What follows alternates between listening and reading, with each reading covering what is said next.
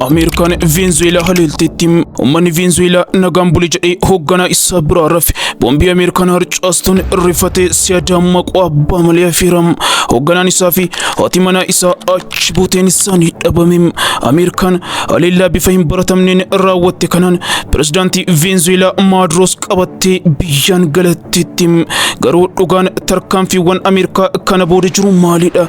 Qabeenya kuufama boba'aatiin addunyaa irraa kan jalqabaa kan taate Venezuelaan qabeenyi ishee kun haara galfii osoo hin taane cabaaf rakkina waan isheetti harkisee fakkaatam.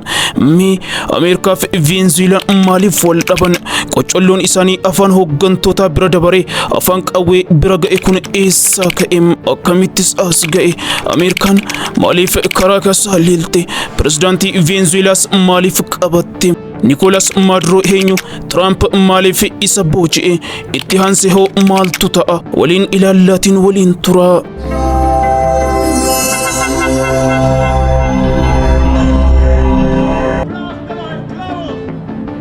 US maaliif Caracas haleelte? Pirezidaantii Venezuela Maduro hoo maaliif qabatte? Trump Nicolas Maduro haala hin eeggamneen qabachuun isaanii dola waraanaa ji'ootaaf gaggeessaa turanii fi qocolloo biyyoota lamaanii waggoota dheeraaf ture hordofeetim. Addunyaan sanbata har'aa waan ajaa'ibaa tokkotti dammaqxe. Uummanni Venezuela ganama tokkotti gaggeessaa malee hafem. Galgala pirezidaantii qaba, garuu ganama yeroo dammaqu bakki inni bu'ee hin arginem. Ta'ullee faanni xiyyaarota Ameerikaa boombii darbaa bulanii ammas hin qorrim. Jamaata kaleessaa halkan tokkotti US haleellaa qilleensaa guutuu Venezuela irratti raawwatte si'a ta'u dho'iinsi magaalaa guddoo biyyattii Caracas raasee yeroo malee waqtiin akka bari'u taasiseera. Kanaaf hiikni hin turre maaltu akka ta'e addunyaa biraa mitiiti. Uummatumti Venezuelaatu bitaa itti ta'eera. Garuu haasaan gama Waashingitanii gadi ba'ee dubbitti sarara tolche. Yeroo muraasa booda pirezidaantiin Ameerikaa Donald Trump humnoonni Ameerikaa pirezidaantii Venezuela Nicolas Maduro fi haadha warraa isaanii Cilia Flores qabatanii biyya keessaa balali'anii akka ba'an beeksisan. US haleellaa waraanaa cimaa gaggeessiteen pirezidaantii Venezuela kan ta'an Nicolas Maduro to'annaa jala oolchuu Donald Trump beeksisan. US haleellaa waraanaa cimaa Venezuela irratti raawwachuun pirezidaantii Maduro fi haadha warraa isaa to'annoo jala oolchite jechuun fuula miidiyaa hawaasaa isaanii Truth Social irratti kataban. Trump ibsa miidiyaa hawaasaa irratti maxxansan kanaan US Nicolas Maduro haadha warraa isaa waliin qabuun Venezuela keessaa akka buttee baate ibsanim. Opereeshiniin kun humnoota seera kabachiistuu US waliin ta'uun kan raawwatamedha. Odeeffannoo bal'aan ni kennama kan jedhus ture ibsi Trump jalqabam. Itti fufee dubbiin pirezidaantiin Venezuela Nicolas Maduro fi haati manaa isaa bulchiinsa kibba New Yorkitti himannaan irratti banamu abbaan alangaa US Paul Bondi oda galgala kana ibsanim. Maduroon yakkoota akka sochii qoricha sammuu adoochan wal qabatu, daldala kookeenii, meeshaalee waraanaa ammayyaa fi kanneen salphaatti waa barbadeessuu danda'an hidhachuu akkasumas meeshaalee US barbadeessuu irratti xiyyeeffatan hidhachuun himatamim. Namoonni kunneen lammiilee Ameerikaa irraa gatiin isaanii ni argatu. Haqi Ameerikaanii ba'a. Dachee Ameerikaatti manneen murtii Ameerikaatti gatii isaanii ni argatu jedhan abbaan alangaa US kun. Abbaan alangaa kun haati manaa pirezidaantichaa yakka akkamiin akka himataman garuu wanti jedhan hin jiru. Loltoota Ameerikaa ergama milkaa'aa raawwachuun namoota daldala qoricha sammuu nama hadochuun beekaman kunneen to'ataniif galatni haa ta'u jedhan abbaan alangaa kun. Haleellaan ajaa'ibsiisaa fi pirezidaantii biyyattii haga butanii ba'uu qaqqabe kun dola dhiibbaa cimaa Ameerikaan Venezuela irratti ji'ootaaf gaggeessaa turte hordofeetim. Adoolessa irraa eegale humni galaanaa Ameerikaa doonii guddaa qarqara galaana Venezuela irratti walitti qabuun dooniiwwan qoricha sammuu namaa hadoochan daddabarsan jedhan irratti Kaaribiyaanii fi Paasifiik keessatti haleellaa xiyyaaraa raawwachuun dooniiwwan boba'aa Venezuela to'ateeram. Haleellaa bidiruu irratti raawwatameen yoo xiqqaate namoonni 110 kan ajjeefaman yoo ta'u gareewwan mirga namummaa dubbichi yakka waraanaa ta'uu danda'as jedhanii turanim. Qondaaltonni Venezuela US kuufama boba'aa biyyattii addunyaa irratti isa guddaa ta'e argachuudhaaf yaalii gochaa jirti jechuun himatu. Opereeshinii kana booda gaaffiif deebii Fox News waliin taasisaniin Trump US gara fuulduraatti indaastirii boba'aa Venezuela keessatti hirmaannaa cimaa akka gootu dubbataniiru. Bombii Venezuelaa irratti darbachuunii fi Maduroon qabamuun lolli Ameerikaan biyyattii irratti taasistu haala ajaa'iba ta'een hammaachuu agarsiisa. Fuuldurri sirna biyya bulchaa Venezuelaa mallee mirkanaa'aa miti. Garuu wanti kun marti eessaa ka'e? Akkamitti immoo as ga'e? Trump erga marsaa lammaffaaf aangoo qabatanii as Maduroon kaardii minjaala isaanii fuulduraa irra jirudha. Dola dhiibbaa ol'aanaa sirna Venezuelaa irratti gaggeessaa jiru. Maduroon daldala qoricha sammuu namaa hadoochuu fi godaansa seeraan ala gara US dabalatee Ameerikaa keessatti sochii tasgabbii dhabsiisuu duuba jira jechuun himatu Trump. Ji'a Juulaay keessa immoo Ameerikaan nama Maduroo qabachuuf adabuuf mataa isaa irratti doolaara miliyoona 50 akka kennitu beeksistee turte. Addunyaa irratti namoota gurguddoo qoricha sammuu namaa hadoochuu daldalan jedhaman keessaas tokko Maduroo akka tahe imatti galmeessiti. Bulchiinsi Trump bandaawwan Venezuelaa kanneen akka Trendy Aragua tarree dhaabbilee shororkeessummaan farraja keessatti labsuun galaana Kaaribiyaanii keessatti daldaltoota qoricha sammuu namaa hadoochuu jedhaman irratti haleellaa xiyyaaraa raawwachuu eegale. Otoo hin turin US taankaroota Venezuelaa qabachuu fi bishaan biyya Ameerikaa kibba marsee jiru keessatti bakka waraanaa ishee ijaaruu eegalte. Trump yaada jijjiirama sirna Venezuelaa keessatti ifatti gad dheeressuudhaaf ka'e. Dhuma baatii adoolessaa keessa Trump Maduroon aangoo akka gadhiisan waan akka akeekkachiisaa kennanii biyyattii keessaas nagaan ba'uu akka isaaniif ooluuf yaada dhiyeessan. Maduroon garuu yaadicha ni didanii. Kun nagaa osoo hin taane gabrummaa akka ta'e sodaa akka ta'e himan. Deeggartoota isaanii Venezuelaa jiranitti nagaa garba yookaan gabrummaa huccuu nagaa uffate kana akka hin barbaanne ibsuun US kuufama boba'aa biyya isaanii keessa jiru to'achuu akka barbaaddu ibsanii Maduroon. Bulchiinsi Trump dhiibbaa kana yeroo daran cimsu mootummaan Caracas yeroo tokko waan burjaaja'e fakkaatas ture. Maduroon irra deddeebiin Venezuelaan US waliin waraana akka hin barbaanne kan dubbatan si'a ta'u yeroo tokko ammoo keessuma ba'anii Ameerikaa waliin nagaa ta'uu isaanii haga labsuu fakkaatutti dubbachuuf ga'anii. Booji'amuu isaanii guyyaa lama dura dursee Maduroon gaafiif deebii tamsaasa televezyiinii tokko waliin taasisaniin investimentii Ameerikaa kanneen damee boba'aa biyyattii irratti hojjetan akka simatan dubbataniiru. US fi Venezuelaan maaliif wal dhaban?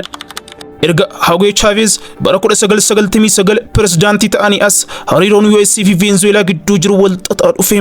Sooshaalistii fi farra impeeriyaalistii kan ofiin jedhan Chavez weerara Afgaanistaanii fi Iraaq irratti raawwatte mormuu isaatiin akkasumas biyyoota akka Kuubaa fi Iraan waliin tumsa qabaachuu isaaniitiin US arasan. Chavez US yaalii fonqolcha mootummaa bara 2002 biyya isaa Venezuelaatti raawwatame irratti qaamolee fonqolcha kana gaggeessan deeggartee jirtu jechuun erga himatee booda hariiroon gidduu isaanii daran hammaataa dhufe. Namoota hedduu US keessa jiraniif keessumaa isaan Riippaabilikaan biratti caalaatti dhimmichi ho'e sooshaalistummaan mootummaa Venezuelaa mechuu ishee Kuubaa cinaatti mormituu uumama US taasiseera.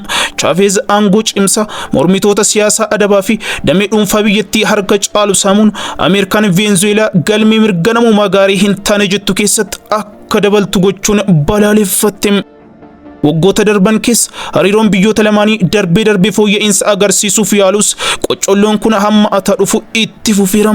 Keessumaa erga Maduroon bara 2013 aangoo qabatanii as dubbiin hammaate. Bulchiinsa Trump jalatti Ameerikaan mootummaa Maduroo akka seeraan alaatti ilaalu eegalte. Afyaa'ii paarlaamaa kan ta'e Juan Guaidoo bara 2019tti pirezidaantii Venezuelaati jettee ifatti beekamtii kennuuf dirqamte. Ji'a Juulaay 2024 keessa bulchiinsa itti komataman abbaa irrummaan isaanii dabalaa dhufuu fi kufaatii diinagdee Venezuelaa mudate irratti haarii bal'aan uumameen filannoo pirezidaantummaa irratti Maduroon kufaatii guddaan isaan mudachuu hin oolle. Bulchiinsi Biden filannochaan kaadhimamaan paartii mormituu Edmundo Gonzalez akka injifataatti beekamtii kenniira.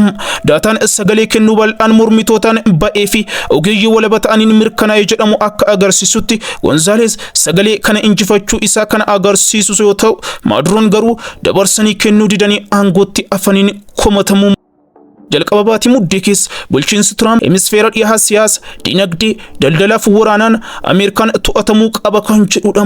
Akka qaama karoora haaraa Trump kanaatitti waraanni Ameerikaa qabeenya annisaa fi albuuda naannoo sana jiru argachuu fi itti fayyadamuus ni danda'ama. Nicolas Maduro eenyu? Trump maaliif isa adamsa? Maduroon bara 2013 irraa eegalee pirezidaantii Venezuelaa ta'uun kan hojjetan si'a ta'u konkolaachisaan awutoobisii duraanii kun hoogganaa biyyattii duraanii Chavez jala gaggeessaa sadarkaa olaanaa qaban yoo ta'an erga Chavez du'anii booda pirezidaantii biyyattii ta'uu isaanii dura ministeera dhimma alaa isaanii ta'uunis hojjechaa turaniim. Bulchiinsi Maduro akka abbaa irreetti kan ilaalamu yoo ta'u UN bara 2019tti lammiileen Venezuelaa 20 ol ajjeechaa murtii malee raawwatamiin akka ajjeefaman tilmaameera. Dhaabbileen ijoo kan akka qaama haqaa Maduro jalatti manca'aniiru. Olaantummaan seeraa hammaateera. Hariiroon US waliin bulchiinsa isaa jalatti miidhameera jedhamee komiin Ameerikaan hoogganamu kun bal'inaan Nicolas Maduroof bulchiinsa isaanii irratti ka'ama. Ji'oota darban keessa Trump irra deddeebiin Maduroon akka aangoo gadi dhiisan gaafachaa turaniiru. Qoricha sammuu nama hadoochuu fi yakkamtoota gara US erguun hamataas turan. Garuu himannaa kanaaf Trump ragaa tokkollee hin dhiyeeffanne. Ji'ootaaf dubbiin hammaataa dhufeem. Sanbata har'aa jechuunis Jaanuwaarii 3 2025 akeekkachiisa tokko malee akka tasaa humnoonni US Venezuelaa haleeluun pirezidaantii biyyattii Maduroo fi haadha manaa isaanii butanii gara US fidatan. Itti aansee maaltu ta'a? Fuuldurri isaa mirkanaa'ameetim. Ministeerri ittisaa Venezuelaa itti fufanii akka qabsaanii fi birmadummaa biyya isaanii eegsisuuf akka dhaabbatan dhaadachuun lammiileen weerara biyya alaa kana mormuuf akka tokko ta'an gaafataniiru. Diddaan yookaan qol'annaan US irratti godhamu ammoo waldhaansoo bilisummaati jechuunis waaman qondaalichi. Maduroon qabamanis dhaabbileenii fi waraanni Venezuelaa waan hin tuqamne fakkaata. Haleellaan sanbata har'a Venezuelaa irratti raawwatame jalqaba wal dhabdee bal'aa moo hojii al tokko qofa raawwatame hafu ta'uu isaa ilaalchisee ifa miti. Hooggantoonni mormitoota Venezuelaa keessumaa isaan keessa addatti beekaman kan akka badhaasa Noobeelii nageenyaa baranaa kan injifatte Maariyaa Kooriinaa Machaadoo Trump fincila biyyattii keessatti ka'u akka deeggaran gaafata turaniim. Wanti ifa ta'e US humna waraanaatiin yookaan karaa biraatiin Venezuelaa keessatti gara fuulduraatti gahee guddaa taphachuuf kutannoo qabaachuu isheetiin. Trump sanbata har'aa akka jedhanitti Venezuelaaf waan itti aanu irratti murtee kan kennu US ta'a jedhaniim. Namni biraa carraa kan akka fayyadamu hayyamne harka marannee hin teenyu yookaan dhiisnee salphumatti ofirra deebi'uu hin dandeenyu jedhan Trump. Itti dabaluudhaanis US Makaadoon aangoo fudhachuu fi dhiisuu irratti yaadaa jirti. Ammaaf garuu itti aanan pirezidaantii Venezuelaa itti gaafatamaa ta'anii biyyattii gaggeessu jechuun dubbataniiru.